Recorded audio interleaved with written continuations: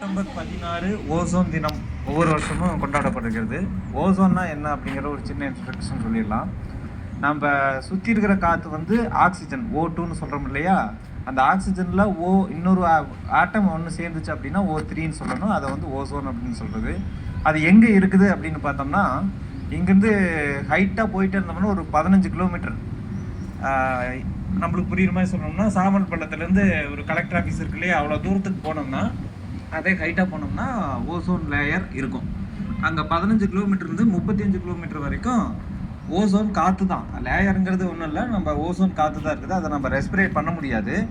சரி, அந்த காற்று நம்மளுக்கு எதுக்கு அப்படின்னா, ஆக்சுவலாக நம்ம சூரிய ஒளி வெளிச்சம் இருக்கு இல்லையா, சூரிய ஒளி இருக்கு இல்லையா, அதை டைரெக்டாக நம்ம மேலே பட்டதுன்னா நம்ம உடனே எரிஞ்சிடுவோம். அந்த அளவுக்கு ரொம்ப எக்ஸ்ட்ரீம் ஹீட்டு தான் சூரிய ஒளிங்கிறது. அந்த சூரிய ஒளி அப்படியே ஃபில்டர் பண்ணி நம்ம மனிதர்கள் உயிர் வாழ்றதுக்கு தேவையான லைட்டை மட்டும்தான் நம்மளுக்கு அனுப்பிட்டு இருக்குது. அந்த ஃபில்டர் பண்ணுற வேலையை தான் ஓசோன் லேயர் பண்ணிட்டு இருக்குது. அந்த ஓசோன் லேயர் இல்லை அப்படின்னா இந்த பூமியில் மனிதர்கள் மட்டும் இல்லை, எந்த உயிரினங்கள் தாவரங்கள் வந்து எதுவுமே இருக்க முடியாது. ஸோ இந்த பூமியில் உயிரினங்கள் உருவாகிறதுக்கு காரணமானதே இந்த ஓசோன் லேயர் தான். அதில் ஒரு பிரச்சனை ஏற்பட்டது. ஒரு 20 வருஷத்துக்கு முன்னாடி அந்த பிரச்சனை கொஞ்சம் பெருசாகவே பேசப்பட்டது. இப்போ அது பெரும்பாலும் பேசப்பட்டது இல்லை. என்ன அப்படின்னா, ஓசோன் லேயரில் ஓட்டை விழுந்துருச்சு அப்படிங்கிற ஒரு பிரச்சனை இருந்தது.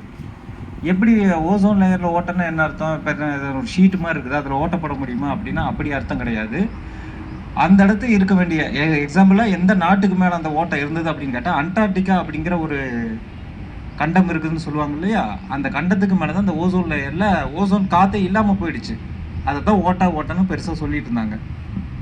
அது எதனால் ஏற்பட்டது அப்படின்னு பார்த்தோம்னா, நம்ம மனிதர்கள் அதிகப்படியாக யூஸ் பண்ணுற சிஎஃப்சி, அப்புறம் இந்த வெஹிக்கிள்ஸ்லாம் வர புகைகள், இதெல்லாம் தான் காரணம். இப்போ சிஎஃப்சின்னு ஒன்று சொன்னேன். அது என்ன சார் சிஎஃப்சி அப்படின்னா, ஃப்ரிட்ஜு ஏசியெல்லாம் இப்போ நம்ம யூஸ் பண்ணிகிட்டு இருக்கோம் இல்லையா, அந்த ஃப்ரிட்ஜு ஏசியில் குயிக்காக வந்துட்டு நம்ம ஏசி போட்டால் குயிக்காக நம்மளுக்கு சில்லுன்னு ஒரு உணர்வு வருது.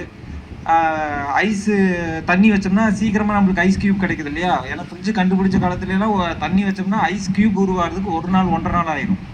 இப்போ நம்மளுக்கு வந்து 1/2 ஹவரில் ஒரு ஐஸ் க்யூப் கிடச்சிருச்சு. அது காரணமே வந்து என்னென்னா, சிஎஃப்சி குளோரோ கார்பன் அப்படிங்கிற ஒரு காம்பவுண்டு அந்த ஃப்ரிட்ஜில் இருக்குது.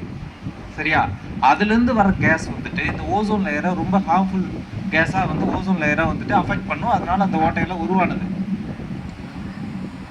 இப்போ அந்த ஓசோன் லேயரை பாதுகாக்கணும்னு ஒரு 20 வருஷத்துக்கு முன்னாடியெல்லாம் அந்த பிரச்சனை உருவாயிட்டு இருந்தது. சரிங்க சார், இப்போ நம்ம ஏசி யூஸ் பண்ணுறதில்ல, எதுவுமே யூஸ் பண்ணாமல் விட்டுட்டுமா, இப்போ அந்த ஓசோன் லேயர் என்ன ஆச்சு, ஓட்டை பெருசாகிடுச்சா சின்னதாகிடுச்சா அப்படின்னு கேட்டால்,